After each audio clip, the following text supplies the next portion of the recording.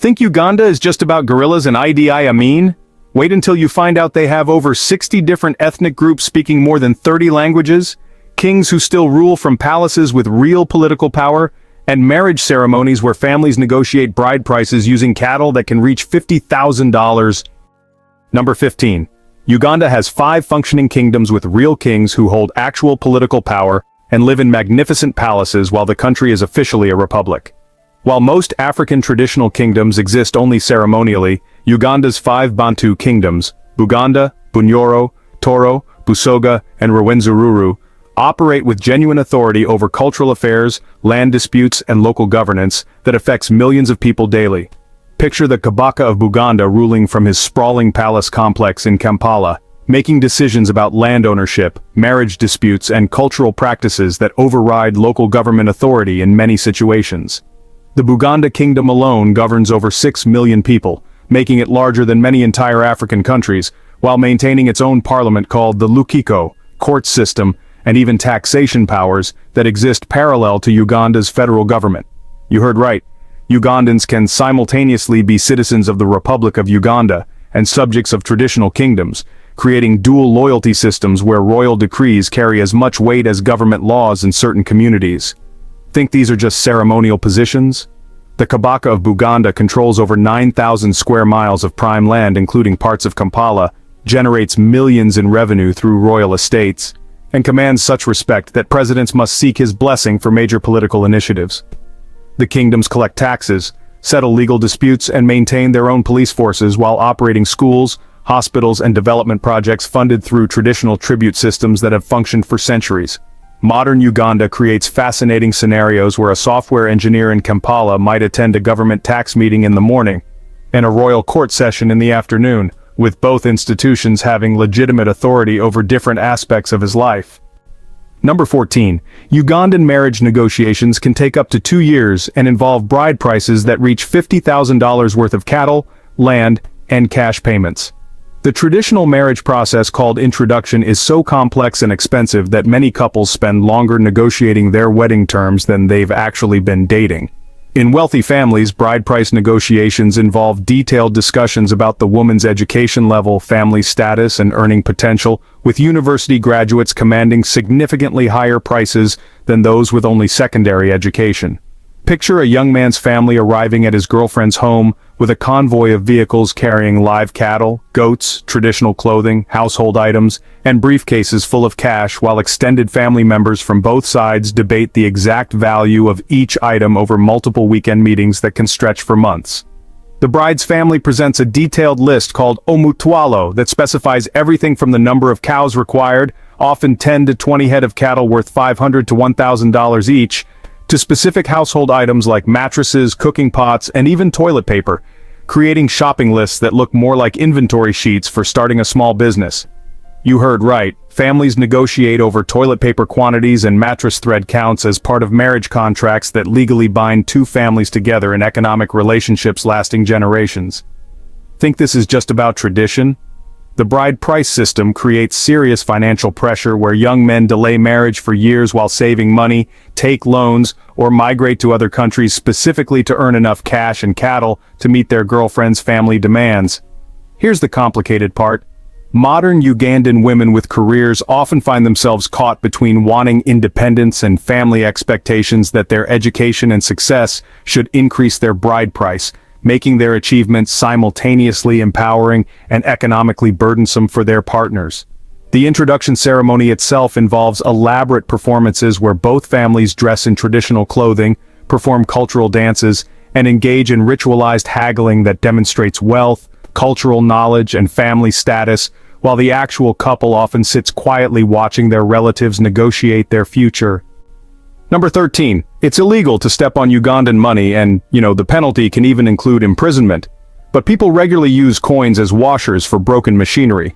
Ugandan law specifically prohibits defacing, stepping on, or showing disrespect to currency featuring national symbols, with violations punishable by fines up to 500,000 shillings, or about $135, or even 6 months imprisonment for what's considered an act of treason against national symbols. However, the practical reality creates some pretty hilarious contradictions where mechanics routinely use old coins as washers, spacers, and spare parts for machinery repair, just because metal coins are more durable and accessible than imported hardware supplies. Just picture a police officer arresting someone for accidentally stepping on a fallen coin, while the same officer's motorcycle is literally held together with coins welded into the engine as replacement parts by local mechanics who can't afford proper spare parts.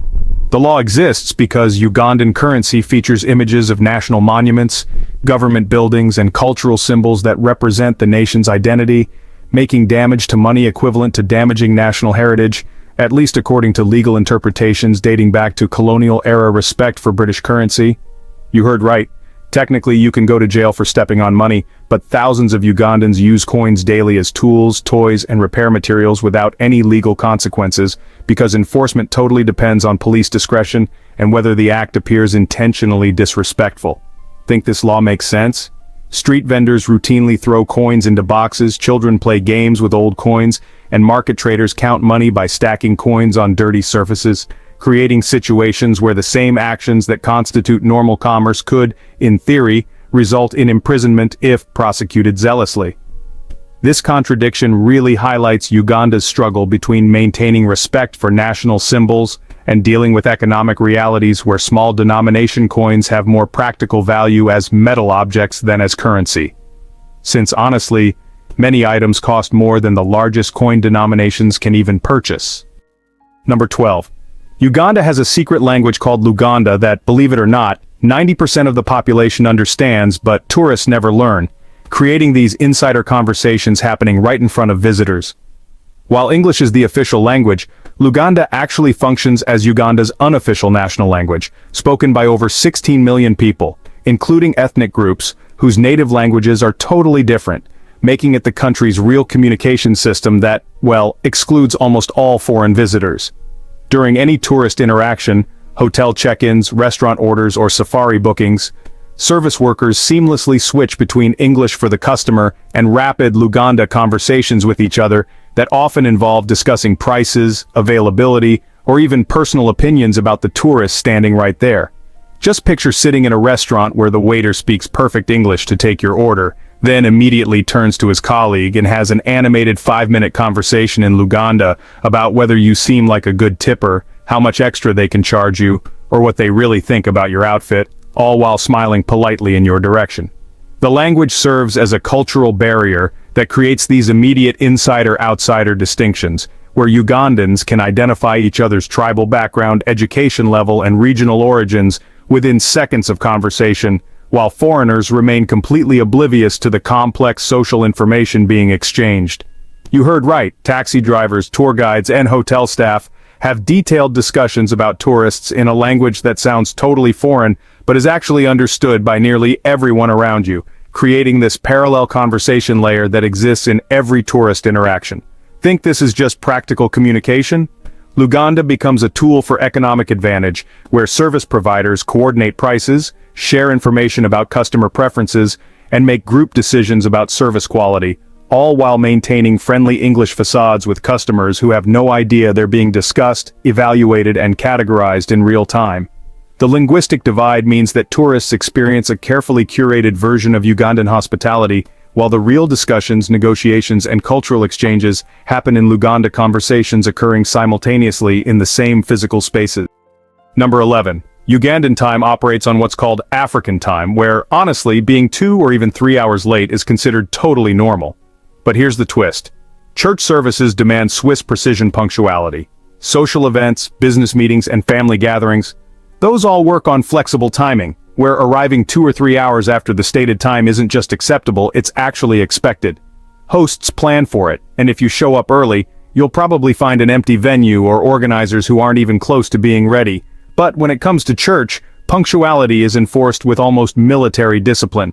Arrive even 15 minutes late, and you might face public embarrassment, locked doors, and a level of social shame that can haunt your reputation for weeks.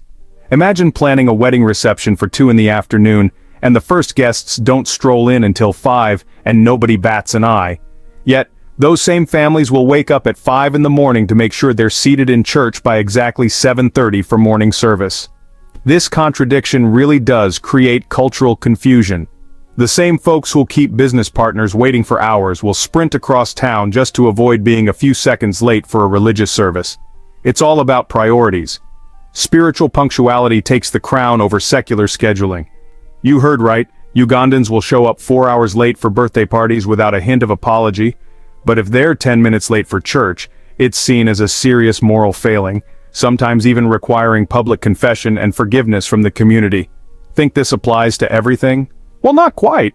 Government offices, schools, and formal ceremonies stick to strict schedules, and there are real penalties for being late. Meanwhile, social gatherings, family visits, and community meetings run on that flexible clock, where everyone just knows the real start time is hours after what's written on the invitation. This creates a kind of insider knowledge. Experienced Ugandans automatically add 2 or 3 hours to any social invitation, while newcomers and tourists end up waiting alone, baffled by the fact that a 7 p.m. start really means show up around 9 or 10 and expect things to get going at 11. Religious services, though, keep strict timing because they're considered appointments with God, something that deserves the same respect and punctuality as a meeting with the president. Social events, on the other hand, are all about building relationships, not sticking to the clock. Number 10. Uganda's traditional kingdoms still, believe it or not, conduct public executions through ritual drowning, but only for the most serious cultural violations, like disrespecting royal graves. Even though Uganda officially abolished capital punishment, some traditional kingdoms hold on to ancient justice systems, and those can include death penalties for crimes against cultural heritage, especially anything involving royal burial sites, sacred objects, or direct insults to reigning monarchs. In the Buganda kingdom, traditional courts can actually sentence offenders to ritual drowning in Lake Victoria for crimes like disturbing royal tombs, stealing cultural artifacts, or acts that threaten the spiritual foundation of the kingdom. Of course, these sentences need approval from several levels of traditional authority, and in modern times, they're rarely carried out. Picture a traditional court session, with dozens of cultural elders in ceremonial dress, debating whether someone who vandalized a royal grave deserves the ultimate punishment, while the convicted person sits there, fully aware that their crime is seen as a threat to the spiritual well-being of millions. The ritual drowning process itself involves elaborate ceremonies. The condemned is taken to specific spots on Lake Victoria, given the chance to confess other crimes or ask forgiveness, and then submerged in waters believed to be sacred to the kingdom's ancestral spirits. A kind of spiritual cleansing meant to protect the community from supernatural backlash. You heard right.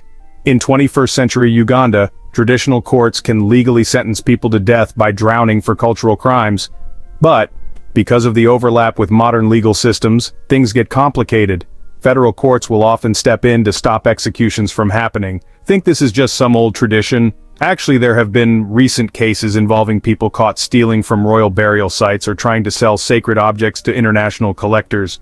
Traditional courts take these crimes so seriously, they see capital punishment as necessary to prevent spiritual disaster for the whole community. And here's the scary part. A lot of rural Ugandans actually see traditional justice as more legitimate than government courts for cultural crimes. That means communities might support ritual executions even when federal authorities are against them, which can lead to real conflicts between traditional sovereignty and modern law. The kingdom insists that some crimes are so spiritually dangerous, letting the perpetrator live could bring supernatural punishment on everyone. So, execution is seen as protecting the community, not just seeking revenge. Still, actual drownings have become extremely rare as traditional and modern authorities work out compromises that satisfy both sides. Number 9. Ugandan women traditionally can inherit land, but there's a way. They can own their husband's property if they complete a ritual that involves sleeping on his grave for 7 nights in a row.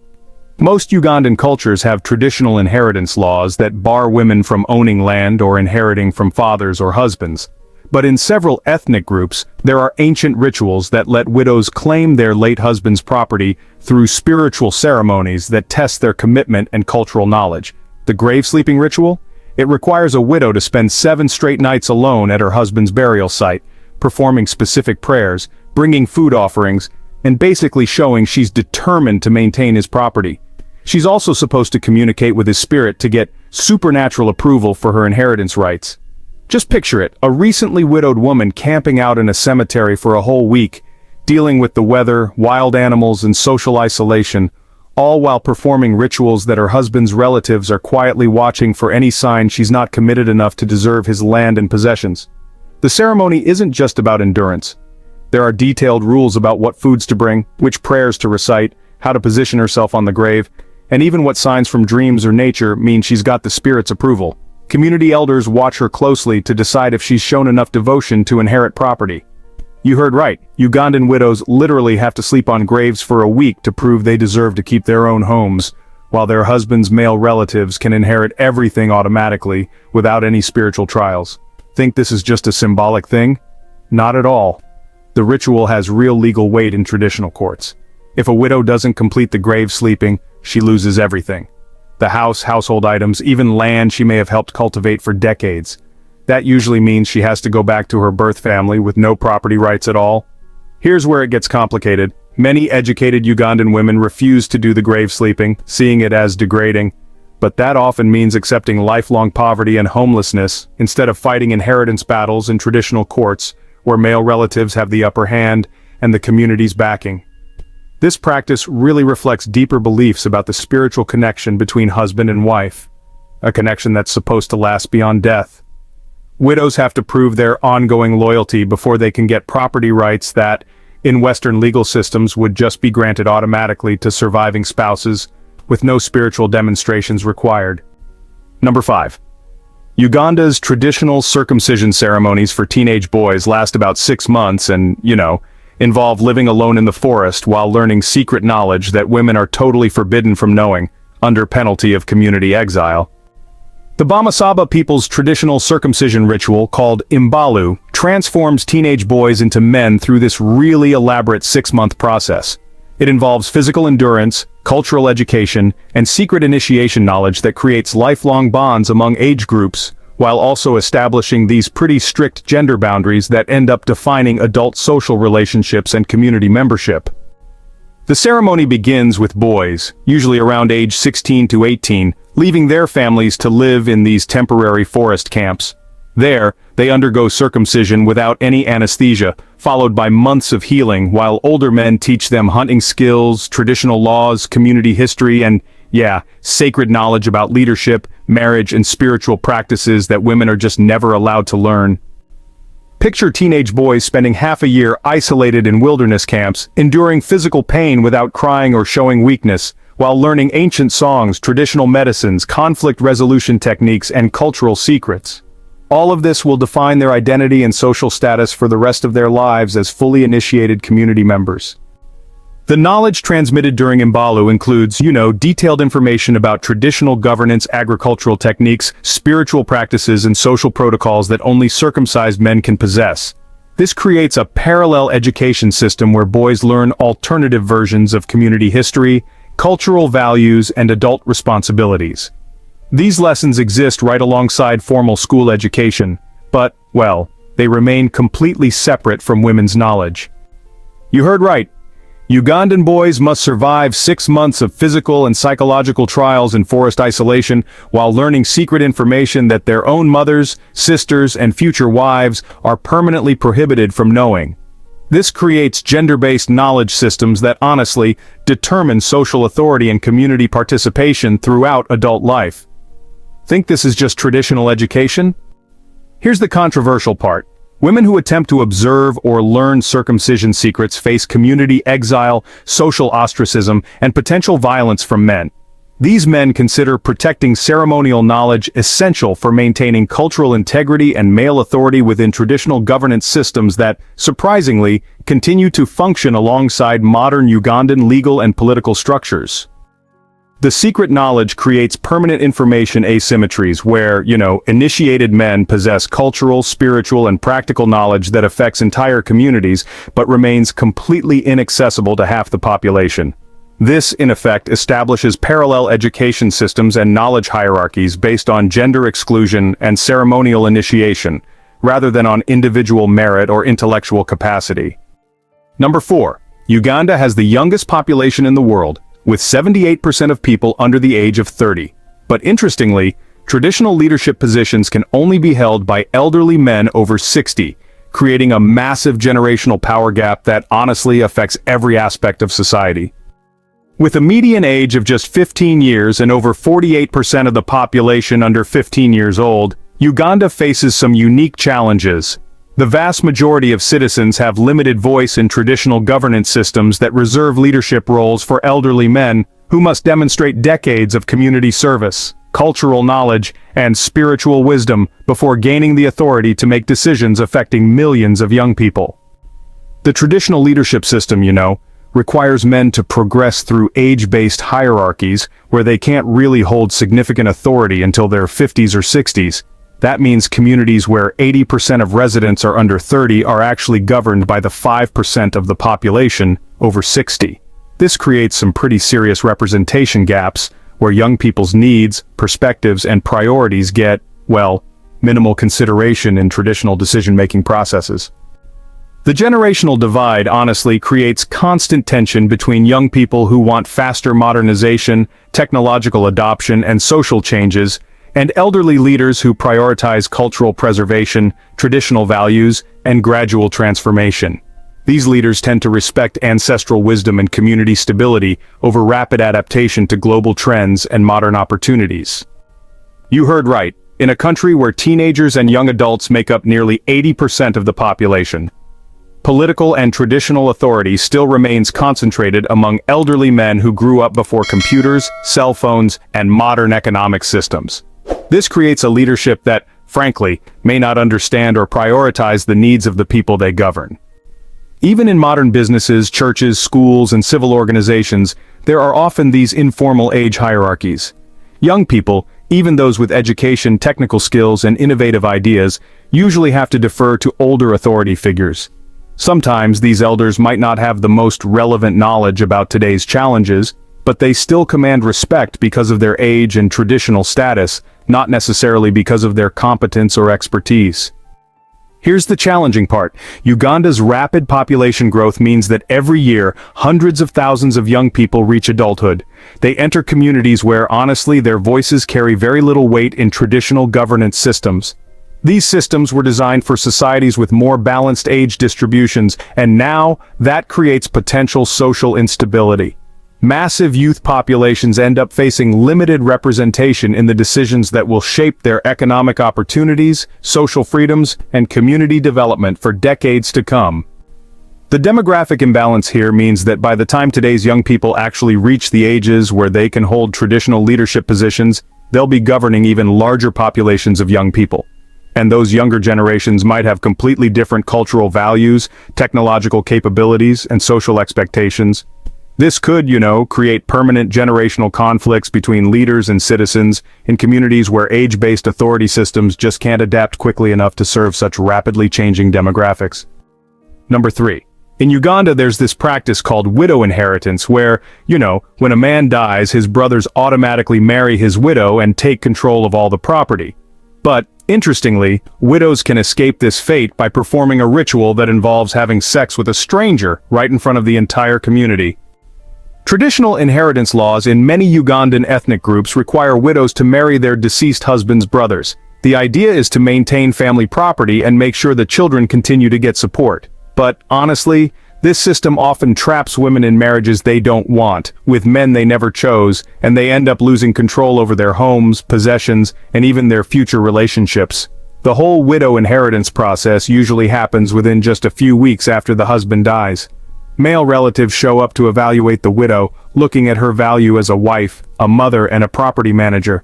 Then they decide which brother will take responsibility for her and her children, often without, considering her personal preferences, existing relationships, or individual circumstances at all. However, in some communities, there are still these escape mechanisms in place. Widows can actually reject inheritance by going through a ritual cleansing ceremony, which is called sexual cleansing. This involves having sex with a designated stranger, usually a professional cleanser, while community members watch to make sure the act is completed properly, and the widow is spiritually freed from her deceased husband's family obligations.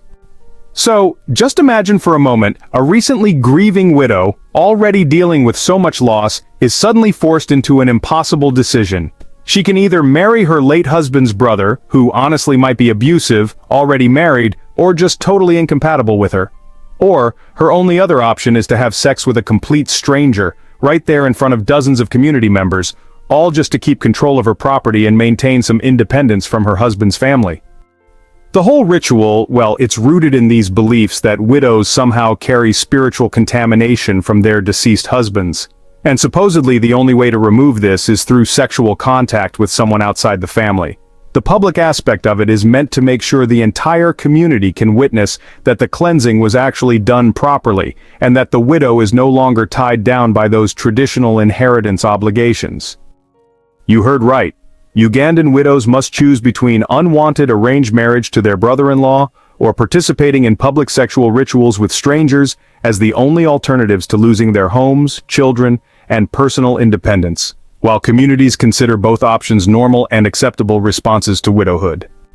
The system continues in rural areas where traditional authorities hold more power than government courts, with widows facing social ostracism, economic destitution, and loss of their children if they refuse both inheritance marriage and sexual cleansing rituals, leaving them with impossible choices between personal dignity and family survival.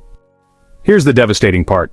Many widows who undergo sexual cleansing face additional stigma as women who chose public sexual ritual over family loyalty, while widows who accept inheritance marriage often endure abuse, neglect, and exploitation from brothers-in-law who view them as inherited property rather than autonomous individuals deserving respect and consideration. The practice reflects deeper cultural assumptions about women as property that transfers between male relatives rather than independent people capable of making their own decisions about marriage, sexuality, and family relationships, creating systems where widowhood becomes a crisis requiring women to sacrifice either personal autonomy or social acceptance within their communities. Uganda has one of the highest rates of lightning strikes in the world, killing over 2,000 people annually, but traditional beliefs blame the deaths on witchcraft, leading to mob violence against suspected sorcerers in communities where people are literally burned alive for causing storms.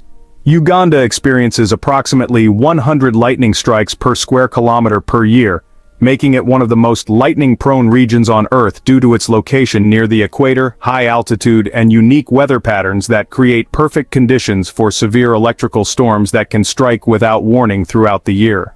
However, many rural communities interpret lightning deaths through traditional spiritual frameworks that attribute unusual or repeated strikes to supernatural intervention by witches, sorcerers, or people with evil spiritual powers who can control weather and direct lightning at specific targets as forms of magical murder or community punishment. When lightning kills multiple people in the same area, strikes the same family repeatedly, or hits during significant community events, traditional beliefs often override scientific explanations, leading communities to identify suspected witches who supposedly caused the deaths through supernatural manipulation of natural weather patterns and spiritual forces beyond human control. Picture entire communities gathering to interrogate elderly women, traditional healers, or social outcasts suspected of using witchcraft to cause lightning strikes, with mob justice escalating to physical violence, property destruction, and even burning suspected witches alive as community self-defense against what people believe is ongoing magical attack threatening everyone's safety.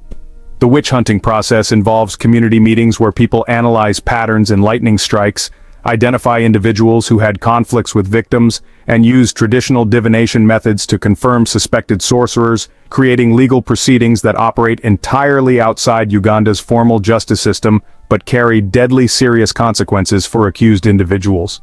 You heard right. Ugandans are burning people alive for supposedly causing lightning strikes, with communities organizing mob violence against suspected witches, while the same lightning continues killing people regardless of how many alleged sorcerers are murdered in retaliation. Think education eliminates these beliefs.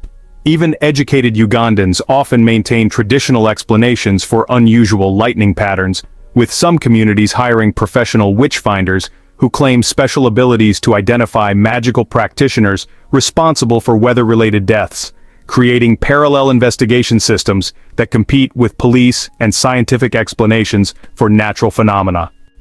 Here's the horrifying part. The combination of frequent lightning deaths and traditional witchcraft beliefs creates ongoing cycles of violence where every storm season brings potential accusations, mob trials and executions of innocent people who become scapegoats for natural disasters that communities cannot control through traditional spiritual protection methods or modern scientific understanding. The lightning witchcraft connection means that Uganda's unique geographical vulnerability to electrical storms becomes grounds for community violence, social persecution, and extrajudicial killings that continue claiming victims long after the original lightning strikes, essentially turning natural disasters into social disasters that destroy community trust and target vulnerable individuals with accusations of supernatural murder. Uganda's former dictator Idi Amin actually claimed to be the King of Scotland and even sent love letters to Queen Elizabeth II. At the same time, he expelled 80,000 Asians and, shockingly, fed political opponents to crocodiles, making him both the most bizarre and terrifying leader in African history. Between 1971 and 1979, Idi Amin ruled Uganda through a combination of theatrical megalomania and, honestly, systematic brutality. He declared himself His Excellency, President for Life, Field Marshal Al-Haji, Dr. Idi Amin Dada, VC, DSO, MC, King of Scotland, Lord of all the beasts of the earth and fishes of the seas and conqueror of the British Empire and Africa in general and Uganda in particular. All the while he was conducting genocide that killed an estimated 300,000 to 500,000 people through executions, torture, and mass expulsions. Amin's bizarre behavior included, believe it or not, sending romantic telegrams to Queen Elizabeth II proposing marriage, claiming he had conquered Scotland and demanding tribute from the British government, announcing plans to invade Israel with Ugandan paratroopers, and holding elaborate military parades where he declared himself the rightful ruler of various countries. Meanwhile, his secret police tortured and murdered citizens in basement prisons throughout Kampala.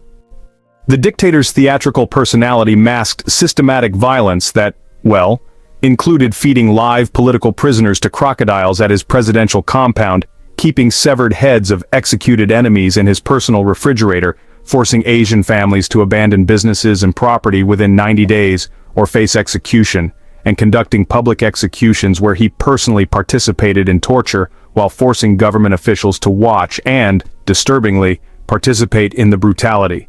Picture a head of state who simultaneously sent love letters to foreign queens, declared himself king of countries he'd never visited, and personally fed human beings to reptiles, while international leaders struggled to determine whether his behavior represented calculated political theater or, honestly, genuine psychological breakdown combined with unlimited political power and no accountability for increasingly erratic decisions.